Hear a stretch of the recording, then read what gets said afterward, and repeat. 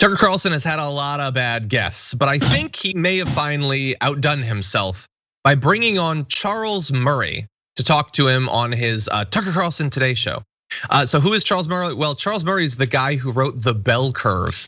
You know, the like white brains are better than non-white brains thing. That guy's still around and still spreading the idea that IQ, the cognitive ability, is not something that's produced by environment, upbringing, nutrition, whatever. It's just baked into you. Some people are better than others. Wink, wink. Except the wink is explicit. So anyway, he's been described by Vox as with his work, The Bell Curve, saying that America should stop trying to improve poor kids' material living standards because doing so encourages poor, low IQ women to have more children. Now that's their description of him. What's his description of what effect his work is supposed to have? Well, he said this about his book, Losing Ground, back in 1994. A huge number of well-meaning whites fear that they are closet racists. And this book tells them they are not. It's going to make them feel better about things they already think, but do not know how to say. And my, hasn't the right become more savvy and being super racist and getting away with it? Well, I have an example of that, and that is his appearance on Tucker Carlson, where they get into a lot of different stuff. But I want you to see, in his words, the discussion about race last year, its intersection with politics. Here is Charles Murray. Last 4 or 5 years, as the accusations against working class and middle class whites, and especially white males, have increased in intensity and viciousness, with whites being responsible for all of the ills of blacks, you have had two very different reactions among whites. One of those is the reaction of last summer, where members of the white elites were banging their foreheads in the ground in apology, saying it's our fault, we've been racist, we haven't realized it, but we have, it is systemic racism. We saw an awful lot of that. Meanwhile, you had the much larger population of white middle class and working class people who were not insulted into agreement. They were hearing these accusations of how terrible they are, and they're saying to themselves, wait a minute, I have been friendly and respectful of black colleagues. I am not a racist. I have done nothing wrong, and suddenly now I'm told it's all my fault. Okay, to be clear, the only whites that were told everything is all their fault were from people like Tucker Carlson purposefully misconstruing and mispresenting the argument of literally any of the conversations about race that have been going on. Also, by the way, if you think I've been courteous to my black colleagues means you're not a racist, you just might be a racist, actually. But anyway, so all these white elites, they're like banging their head on the ground. Yes, I'm the worst. I've done everything wrong. And the clever working class whites are saying, hey, I didn't cause all of society's ills. None of that has anything to do with the actual conversation, but it is setting up for some interesting further videos we're gonna get to in just a sec. But what did you have to say about that? I mean, this is really pandering to the white fragility that a lot of people experience. And it's really upsetting when we go down to the base, like, I didn't do it, it's not my fault kind of mentality. And it touches on what you said earlier, like there's nothing wrong with acknowledging the trauma and the ills that the United States has done. That's how we grow.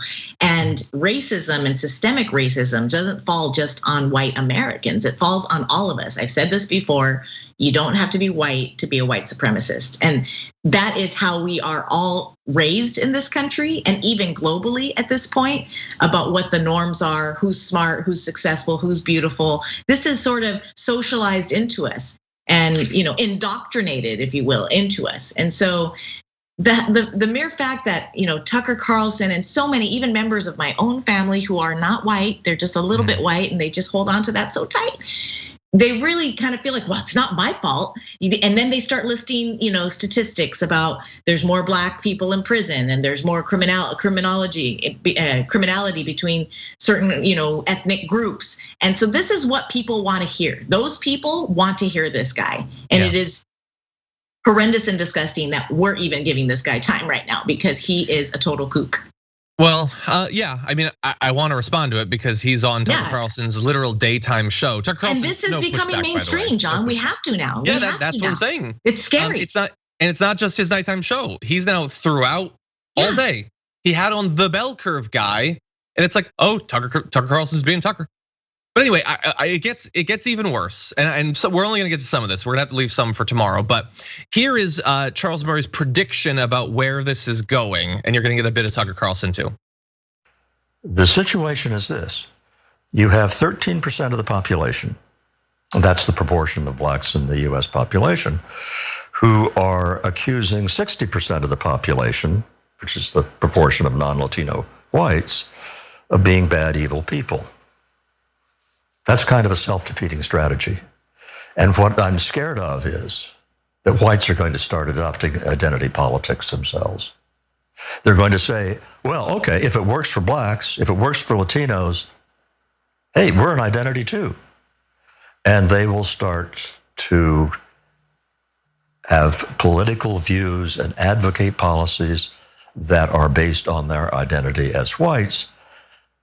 And if that's the case, if all the races are agreed it's okay to use the power of government to benefit our guys against the other guys, that's disaster politically. Okay, I think we might have left off the last bit, but Tucker says, what would that look like? What would it look like if there were white politicians trying to use the government to benefit white people? Because he doesn't know. He's never seen it. It's never happened. I love though that they said they might start having white identity politics, and then they went to a shot of Tucker blank face staring. It was literally a picture of white identity politics. But he doesn't know what it would look like because he's never imagined it. It's never been a thing, Viviana. Yeah, that's the funny part about it. What? They're gonna start using the government to benefit themselves. It's just really, this is why critical race theory is so important, because if this is what they think acknowledging systemic racism does by blaming one group, then they don't understand it. And they need to study critical race theory, because it's not your fault, John, because you're white. It's not anybody's fault. But we live in a government and a society where there have been things that have happened, and we have revisionist history. I was just listening to a story about the Alamo, which we claim to be such a great thing. It isn't. It wasn't. It was thievery. For more political news, breakdowns, interviews, stories of activism, and me trying my hardest to care about the occasional big celebrity news story, subscribe to our YouTube channel at youtube.com/The Damage Report. And you can ring the bell wherever it is so you don't miss anything.